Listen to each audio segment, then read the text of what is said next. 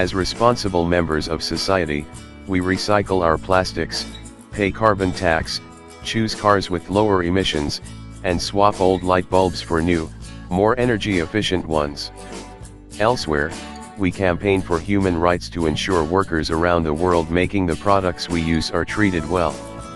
There are many ways to lessen our impact on the environment, and to minimize the ugly side of our commercial lust, but we can always do more.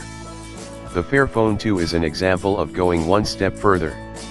It's made to last for 5 years, unlike the year or two we'd expect a smartphone to last. This is thanks to a modular body with easily replaceable components. Better than that, though, the minerals used internally have been sourced responsibly. The phone makes better use of recycled materials, and shuns paintwork and special coatings, reducing environmental impact when the time comes for it to be retired.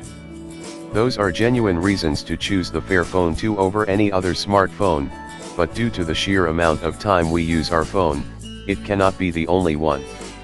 To use a phone every day for several years, it needs to function properly, handle everyday tasks with ease, play awesome games, take good pictures, and realistically continue doing the same right up to the year 2019, if it's going to meet its promise.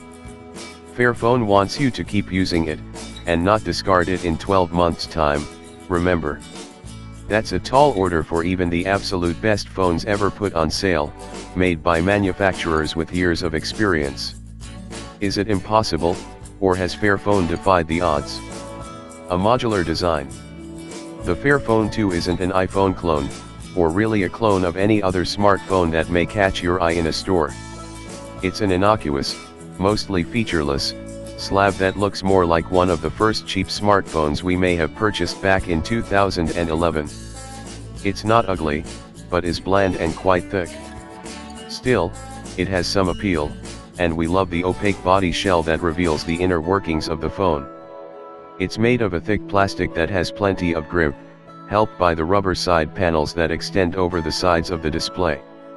Buttons are covered in chunky plastic, and aren't very pleasant to feel. There's a micro USB charging port on the bottom and a headphone jack up top. The whole thing looks and feels remarkably tough, and there's absolutely no need to put it in a case, or to worry about setting it face down on a table. The Fairphone 2 gives the impression it will withstand more than a few knocks. However, let's say you accidentally dropped it and smashed the screen to pieces. Normally, this would mean an expensive repair bill in the hundreds of dollars, and probably entail handing your phone over to someone technically competent enough to replace it, thus losing it for a day or so.